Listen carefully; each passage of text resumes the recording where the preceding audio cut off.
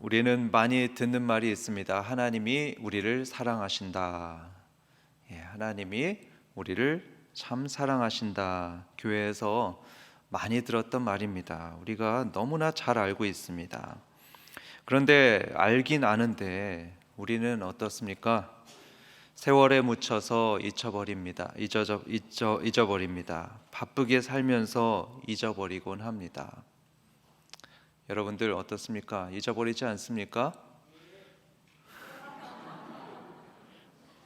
그런데 그렇게 잊고 있다가 어느 날 문득 깨달음이 올 때도 있습니다. 아, 맞다. 하나님이 날 사랑하시지. 아, 그래, 맞아. 하나님이 날 사랑하시는데 이런 깨달음이 올 때가 있습니다. 그 제목으로 아, 맞다라는 찬양이 있는데요. 그 찬양 가사에 나오는 내용이 바로 이런 내용입니다. 여러분은 어떻습니까? 하나님이 여러분을 사랑하신다는 거 종종 잊어버리지 않습니까? 의심하고 살지는 않습니까? 만약에 그렇다면 오늘 동일한 깨달음이 있기를 바랍니다. 맞다. 하나님이 날 사랑하시지. 하나님이 날 사랑하시는데 내가 이러고 있으면 안 되지. 이렇게 깨닫는 오늘 귀한 수요 기도의 시간이 되기를 바랍니다. 여러분은 하나님의 사랑을 뭐라고 표현하시겠습니까? 말로 표현하실 때 여러분은 하나님의 사랑을 뭐라고 표현하실 수 있겠습니까? 저는 오늘 이 요한복음 3장 16절을 보면서 기적 같은 사랑이다, 이런 말이 가장 먼저 머리에 떠올랐습니다. 하나님의 사랑은 정말로 기적 같은 사랑이구나, 이 생각이 떠올랐던 거죠. 왜 그러냐 하면 이거는 있을 수 없는 사랑이거든요. 묵상하면 묵상할수록 이 하나님의 사랑은 인간 세상에서는 생각할 수 없는 사랑입니다. 세상 누구도 따라할 수 없고요, 생각할 수도 없는 사랑이 바로 이 하나님의 사랑입니다. 그래서 저는 이런 하나님의 사랑을 기적 같은 사랑이다 표현했습니다. 오늘 본문인 요한복음 3장 16절을 보면 하나님의 사랑이 정말로 기적일 수밖에 없다, 이렇게 말할 수밖에 없는 세 가지 이유가 나오는 것을 보게 됩니다. 첫 번째 이유는 무엇이냐 하면 하나님이 세상을 사랑하시기 때문이다 합니다. 16절에서 하나님이 세상을 이처럼 사랑하사, 이렇게 말씀하죠. 하나님이 세상을 사랑하기 때문에 그래서 기적 같다고 말씀드릴 수 있습니다. 여러분, 세상을 사랑한다는 게 왜 기적 같은 일일까요? 여러분, 요한복음 또 요한 서신에 나오는 이 세상은요, 결코 사랑할 만한 대상이 아닙니다. 요한 서신에 세상이라는 단어가 굉장히 많이 나오는데요, 그 의미가 거의 다 부정적으로 쓰여 있는 것을 발견할 수 있습니다. 세상은 어두운 것입니다. 세상은 하나님이 보실 때 거룩하지 않습니다. 약하고 미련합니다. 죄로 너무나 가득합니다. 요한복음 7장 7절에 보면 세상이 예수님을 미워한다고 말씀합니다. 빛 되신 주님을 미워하고요, 거룩한 주님을 미워합니다. 음해합니다. 그래서 죽일 정도로 주님을 미워했습니다. 그래서 요한복음의 세상은 주님의 대적입니다. 원수입니다. 절대로 사랑받을 자격이 없습니다. 그런데 이런 세상을 하나님이 어떻게 하신다고요? 이처럼 사랑하사 합니다. 사랑하신다고 합니다. 세상을 사랑한다는 말씀은요, 그 세상에 속한 저와 여러분들도 사랑하신다는 말씀입니다. 세상과 똑같이 어두운 저와 여러분들도 하나님이 사랑하신다 말씀하는 것입니다. 우린 누구나 죄에 깊이 빠졌던 흑암의 역사가 있지 않습니까? 부끄러운 역사가 다 있습니다. 그럴지라도 하나님은 우리를 사랑하신다 말씀합니다. 우리는 부족한 것이 정말로 많습니다. 기도가 부족합니다. 전도도 잘 못합니다. 또 말씀도 잘 알지 못합니다. 그렇게 아름답지도 못하죠. 성격은 또 얼마나 거칠고 얼마나 이기적인지 모릅니다. 하나님조차 우리 마음대로 이용하려고 합니다. 그런데 여러분, 이런 우리도 하나님께서는 이처럼 사랑하사. 분명히 말씀합니다. 이처럼 사랑한다. 여러분, 이거 기적 아닙니까? 저는 이게 바로 기적이라고 생각을 합니다. 사람들은 기적을 잘 믿질 않죠. 마찬가지로 이 기적 같은 하나님의 사랑을 많은 사람들은 잘 믿질 못합니다. 왜 그럴까요? 우리는 못된 사람을 사랑할 수 없습니다. 못된 사람 사랑 됩니까? 잘 사랑할 수가 없습니다. 더럽고 못난 사람들 사랑하기 힘듭니다.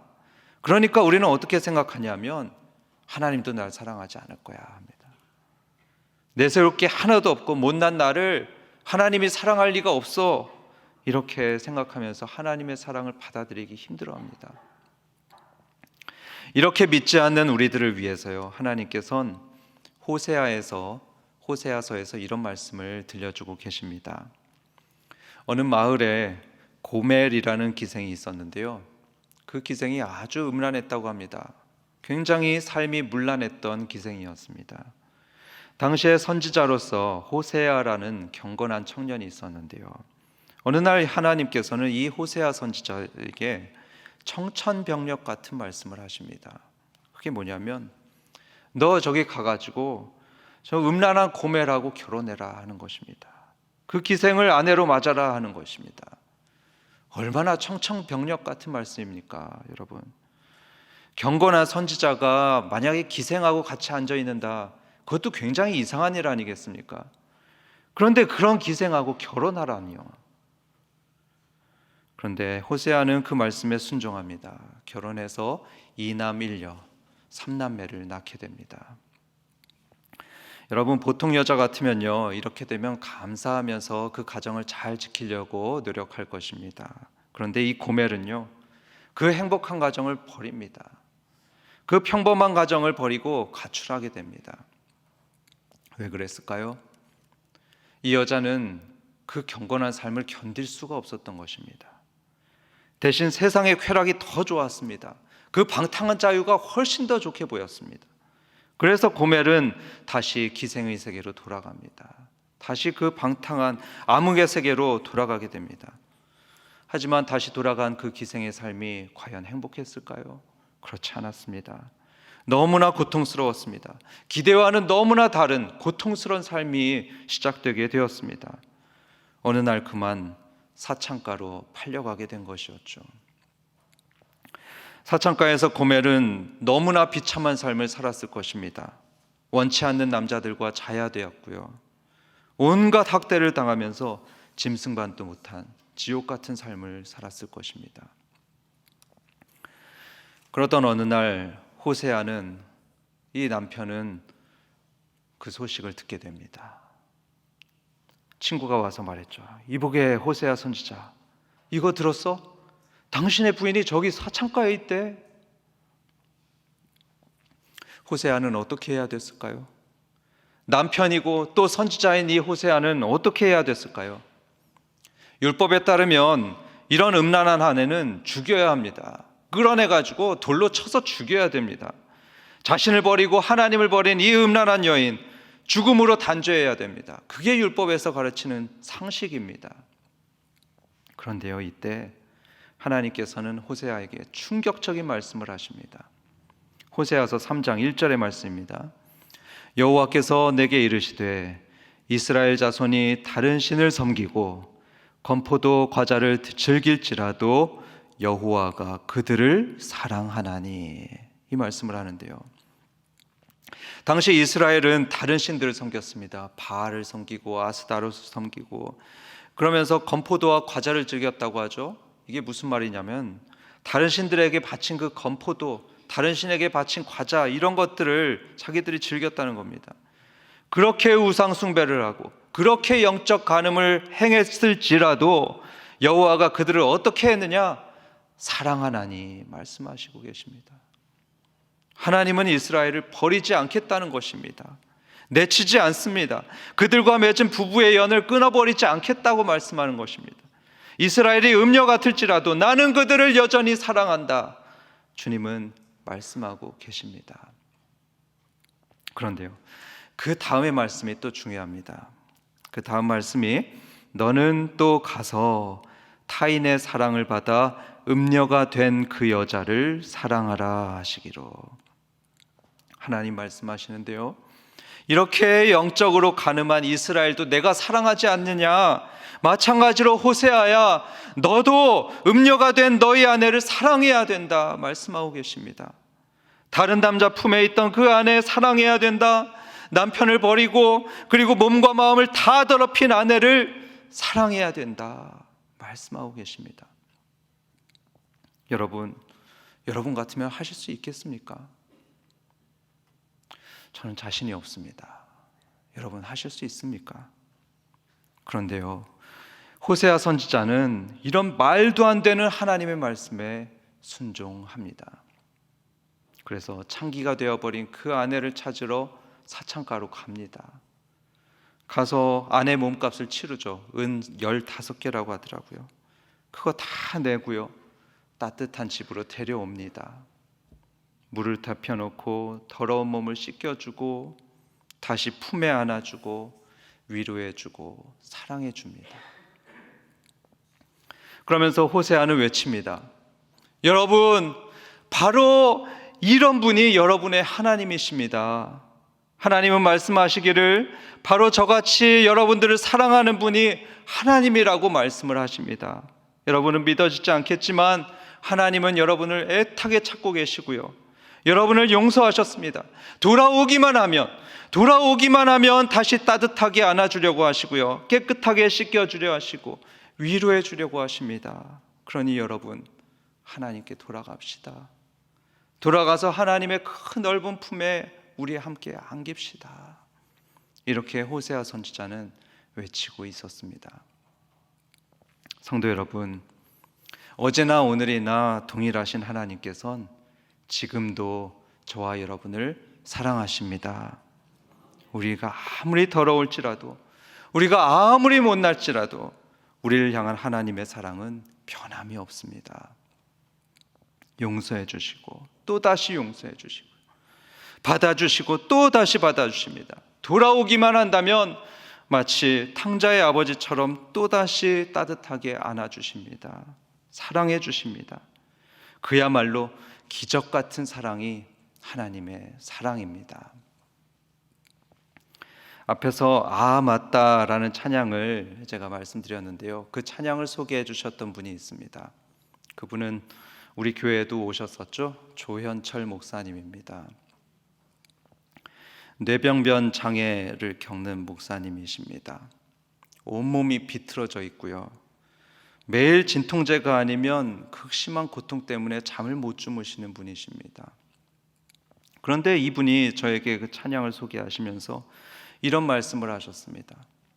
온몸을 비틀면서 정말 온 힘을 다해서 이런 말씀을 하는데요, 하나님이요, 저를 참 사랑하십니다 이랬습니다.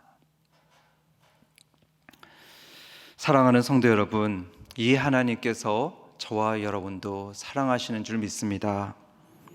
음녀 고멜도 사랑하셨고요, 조현철 목사님도 사랑하시고 이 악한 세상도 사랑하신 하나님이 부족하고 죄 많은 우리도 사랑하심을 믿고 감사하는 저와 여러분 되길 주님의 이름으로 축원합니다. 두 번째로, 하나님은 독생자를 주기까지 우리를 사랑하신다 합니다. 한번 따라해 볼까요? 하나님은 독생자를 주기까지 우리를 사랑하신다. 여러분, 이것도 기적입니다. 정말로 기적같이 믿을 수 없는 사랑입니다. 다시 요한복음 3장 16절을 보면 하나님이 세상을 사랑하되 어떻게 사랑한다고 하시죠? 이처럼 사랑한다 하십니다. 이처럼 세상을, 또 우리들을 사랑한다 말씀하십니다. 여러분, 여기서 이처럼이라는 이 단어는요, 그냥 이처럼 사랑한다 이렇게 밋밋하게 말해서는 안 됩니다. 이처럼 사랑했다 이렇게 말을 해야 됩니다. 연인들이 이런 말을 잘하지 않습니까? 자기야, 나 얼만큼 사랑해? 그러면 뭐라고 대답합니까? 이처럼 사랑해 이렇게 해야지, 요만큼 사랑해 이렇게 하면 안 되겠죠.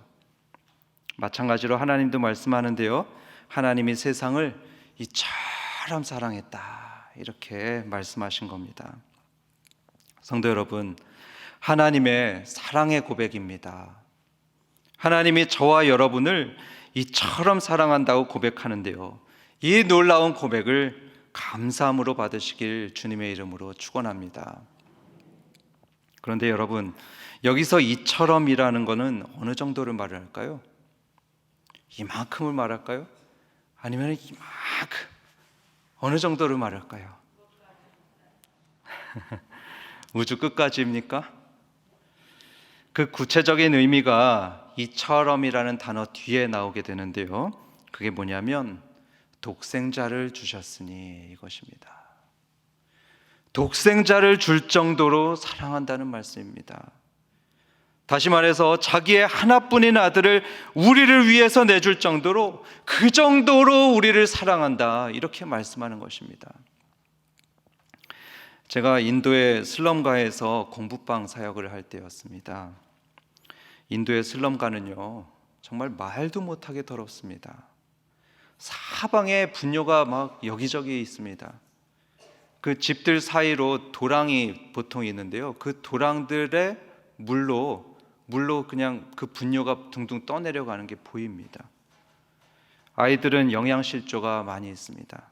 각종 질병으로 매년 죽어가는 곳입니다.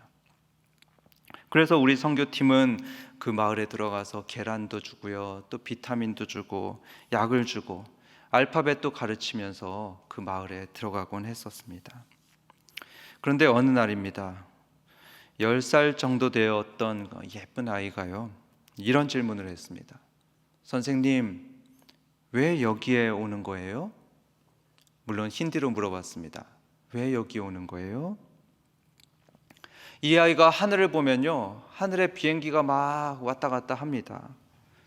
아이로서는 평생 타보지 못하는 비행기죠. 아니, 비행기는커녕 기차도 못 타보는 아이입니다. 그런데 여기에 온 한국인들은요, 그렇게 비싼 비행기를 타고 유럽으로 지나가질 않습니다. 지나가지 않고 매년 자기 동네로 오는 것입니다. 자기가 사는 그 더러운 동네, 냄새나는 동네로 일부러 매년 찾아오고 있는 겁니다. 이해는 너무 궁금했습니다. 이 사람들이 도대체 여길 왜 올까? 왜 여기 와서 이렇게 만난 것을 주고 왜 우리를 가르쳐 줄까? 굉장히 궁금해했습니다. 그래서 질문을 했죠. 선생님, 왜 우리한테 오는 거예요? 우리는 그 아이를 안아주면서 이렇게 대답했습니다. 우리가 왜 오냐면 널 사랑하니까 오는 거야. 널 사랑하니까 여기 오는 거야. 이거 빈말 아니었습니다. 제 아내 사진 중에는요, 아내가 슬럼가의 아이를 꼭 안아주는 사진이 있었는데요, 저희는 정말로 진심이었습니다. 더럽고 가난했던 아이들이었지만 사랑했기 때문에, 그래서 저희 가족은 인도에 갔습니다. 그런데 여러분, 우리 하나님도 그렇게 하셨습니다. 우리는 더럽고 추했습니다. 로마서 1장에 보면 우리 마음은요, 탐욕이 가득하다고 합니다. 시기가 많습니다. 늘 남을 깎아내리려고 합니다. 살기가 가득합니다. 수군수군 된다고 하죠. 남을 비방하곤 합니다. 음란한 생각이 가득합니다. 그러니까 하나님이 볼 때는 우리는 모두가 죄인입니다. 더러운 죄인들입니다. 그런데 이런 우리에게 하나님께서 누굴 보내셨죠?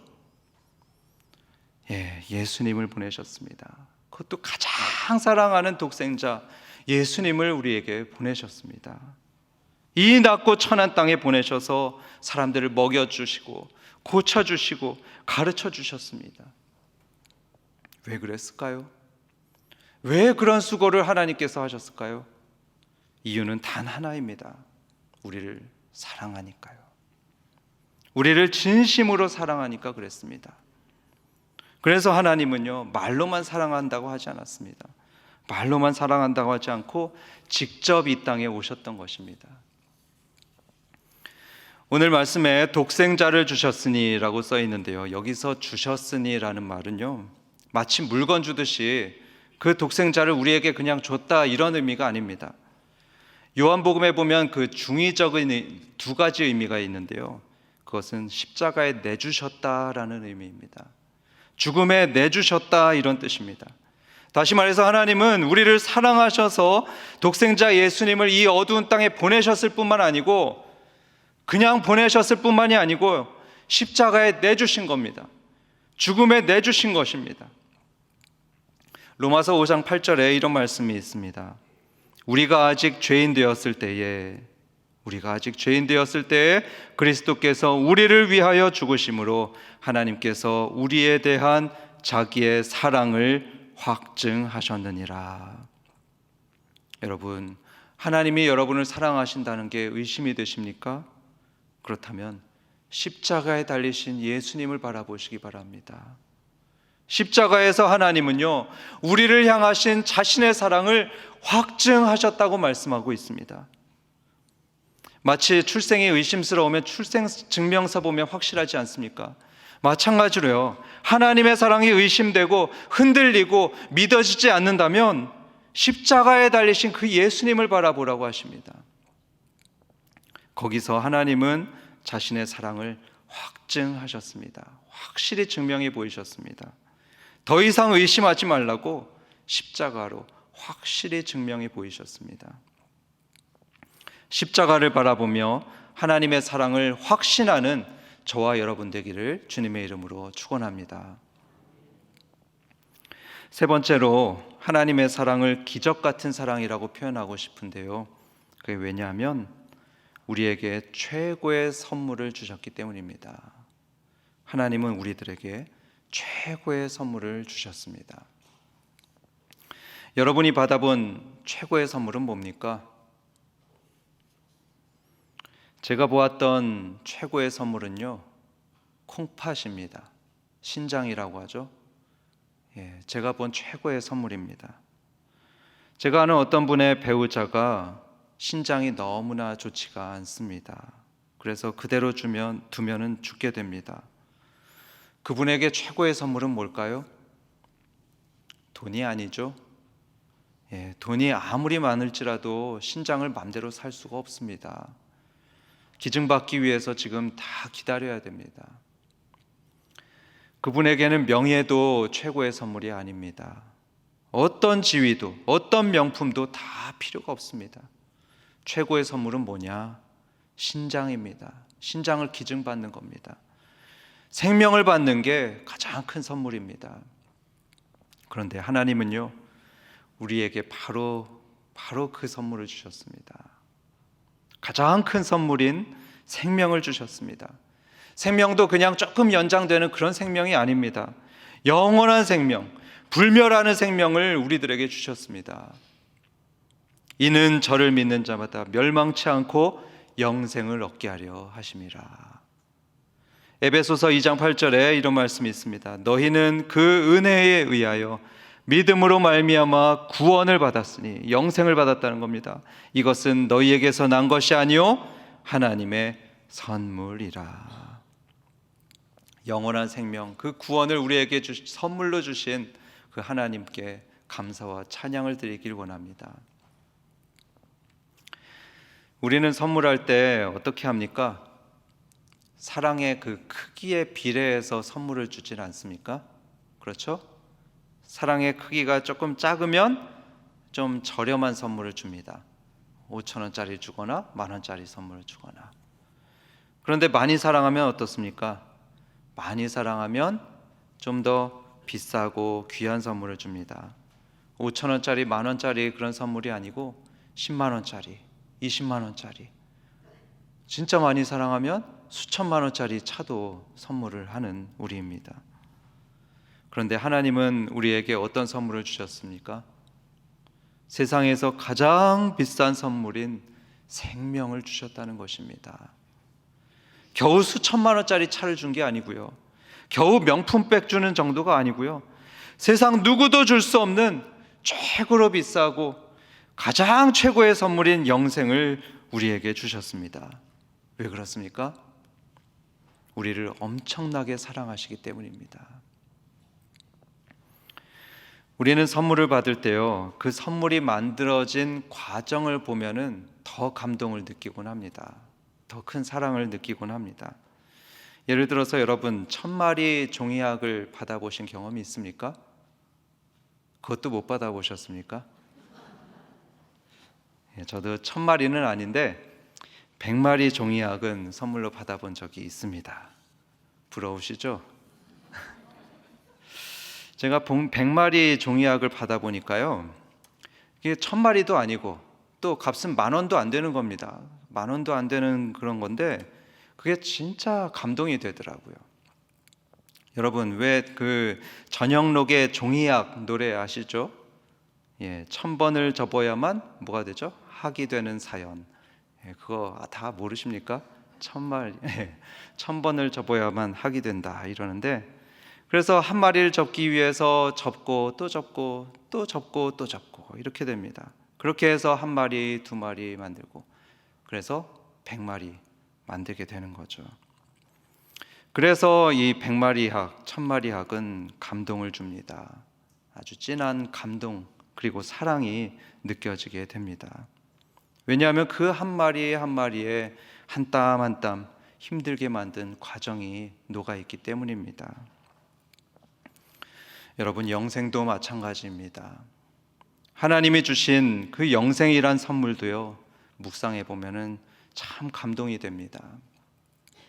솔직히 저는 언제부턴가 이 영생이라는 선물에 그렇게 마음이 동하지 않았었습니다. 마음이 좀 무뎌지고 감동을 못 느끼게 되었습니다. 맨날 듣다 보니까 그런 거죠.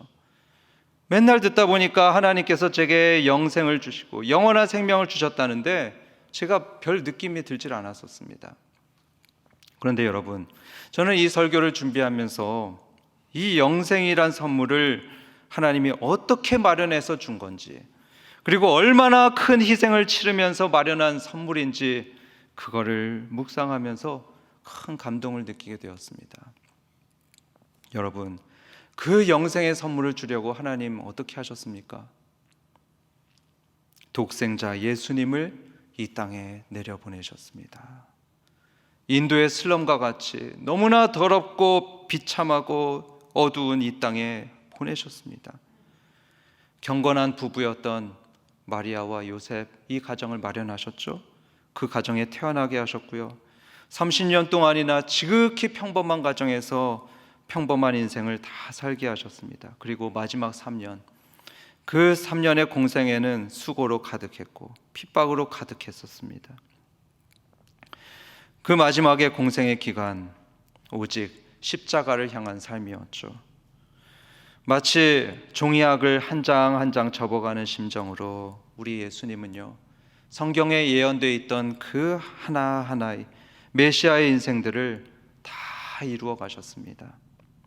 특별히 생의 마지막 날, 예수님은 예언된 말씀 그대로 온몸을 다 찢기셨고 손발이 다 찢기시면서 십자가에서 자기네 생명을 드리셨습니다. 여러분, 우리 모두가 알듯이 그렇게 예수님은 자신의 몸과 영혼을 다 내주면서 당신의 그 영원한 생명을 우리에게까지 흘러 들어가게 하셨습니다. 영생하는 생명이 우리에게 들어오게 만드셨습니다. 그래서 우리는 하나님처럼 죽지 않고 영생을 누리는 존재로 바뀌게 된 것입니다. 하나님은 왜 그렇게 하셨을까요? 하나님은 왜 당신이 가진 그 영원한 생명을 우리들에게 나눠주셨을까요? 계속 반복되는 말씀이죠. 하나님이 저와 여러분을 어떠하시기 때문에? 사랑하시기 때문입니다. 우리를 너무나 사랑하시기 때문에, 그래서 영생이라는 그 최고의 선물을 우리 손에 꼭 쥐어주면서 우리 예수님께서 죽으신 것입니다. 요한일서 4장 8절에 보면요, 거기에 하나님의 이름이 나옵니다. 하나님은 사랑이시라 합니다. 하나님은 사랑이시라. 사랑 그 자체이신 하나님은요, 우리 못난 인간들도 사랑하셨습니다. 사랑 그 자체이신 하나님은요, 우리를 위해서 독생자를 십자가에 내주시기까지 사랑하셨습니다. 그리고 최고의 선물인 영생을 주기까지 사랑하셨습니다. 이 사랑을 의심하지 마시기 바랍니다. 내가 너를 사랑한다 이렇게 고백하는 그 하나님의 고백을 우리 듣지 않았습니까? 그 귀한 고백을 의심하거나 잊어버리서는 안 될 것입니다. 지난 2월 20일에요 에즈베리에서 대각성 운동이 일어났다고 합니다. 굉장히 지금 화제거리가 되고 있는데요, 그날 2월 20일에 평범한 한 젊은 목사가 에즈베리 학생들에게 이런 설교를 했다고 합니다. 여러분, 하나님의 사랑을 배워야 합니다. 그 사랑을 배우기 전까지 여러분은요, 이 자리에 계속 남아서 기도하셔야 됩니다 했습니다. 그러니까 그 말씀에 순종해서 20여 명의 학생들이 계속 그 자리에 남아서 기도했다고 합니다. 기도하면서 하나님의 사랑을 간절히 구했다고 합니다. 그러니까 그 자리에 하나님의 성령이 강하게 임재했다고 하죠. 그러면서 그 부흥의 불길이 들풀처럼 미국 전역에 번져갔다고 합니다. 여러분, 하나님의 사랑이 그런 겁니다. 우리를 향하신 그 하나님의 엄청난 사랑에 우리가 제대로 사로잡히기만 하면요, 거기에서 기적이 일어납니다. 흔들리고 낙심한 우리의 마음이요, 기쁘고 감사한 마음으로 바뀌게 되는 그런 기적이 일어나게 됩니다. 이런 하나님의 기적 같은 사랑을 늘 잊지 말고 간구하고 찬양하는 저와 여러분 되기를 주님의 이름으로 축원합니다.